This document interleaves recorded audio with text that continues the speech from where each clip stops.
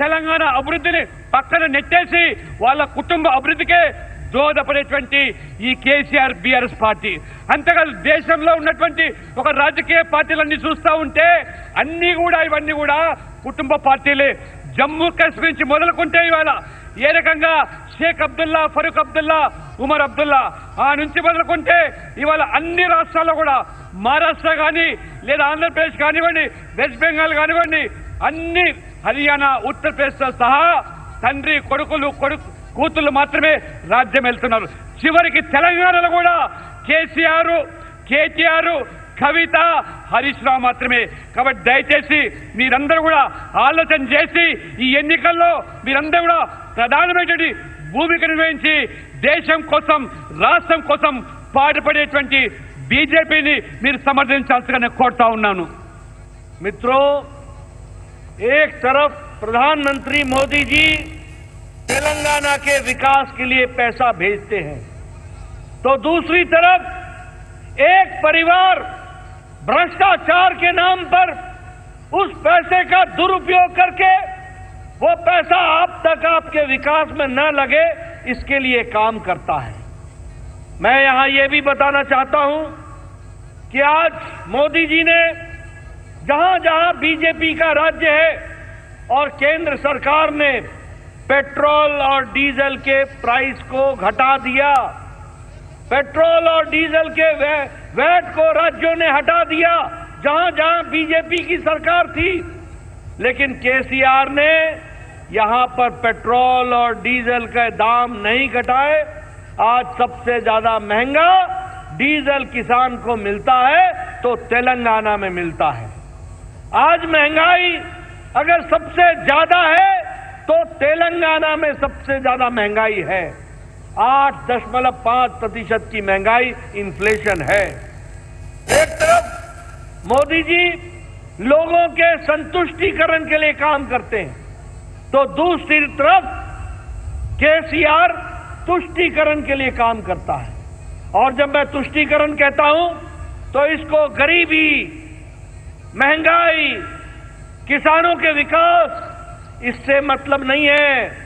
इसको वोट चाहिए और वोट लेने के लिए धर्म का सहारा लेकर के उर्दू को दूसरी राज्य भाषा बनाना, एक विशेष धर्म को जिसको 4% का असंवैधानिक आरक्षण मिला है उसको 12% करने का प्रस्ताव रखना, मंदिरों की भूमि को दूसरे कामों में लगाने का काम, ऐसे तुष्टीकरण करने का काम हमारी तेलंगाना की सरकार केसीआर के नेतृत्व में कर रही है।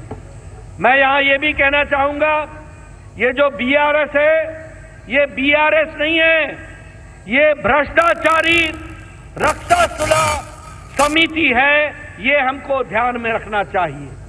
ये भ्रष्टाचार की जननी है, भ्रष्टाचार की जड़ है और देवताओं के स्थान पर राक्षसों की तरह तेलंगाना को लूटने का काम ये सरकार कर रही है।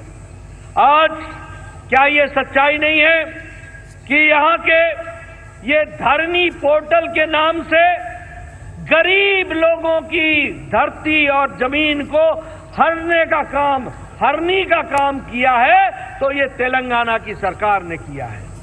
उसी तरीके से ये जो हमारी कॉन्स्पिरेसी चलती है, गरीब आदमियों के जमीन को, अच्छी जमीनों को किस तरीके से हड़पा जाए और गरीब किसानों को जो हल्की जमीन है उसको देने का काम ये सरकार कर रही है। उसी तरीके से टीआरएस ने जो प्रोजेक्ट लगाए, ये जो हमारा प्रोजेक्ट है अपना ये कालेश्वरम का, ये प्रोजेक्ट भी केसीआर के लिए एटीएम है। एटीएम 32 और 38 हजार करोड़ रुपए का, जो 38 हजार करोड़ रुपए का प्रोजेक्ट था, ये आज 1,20,000 करोड़ रुपए का बना दिया।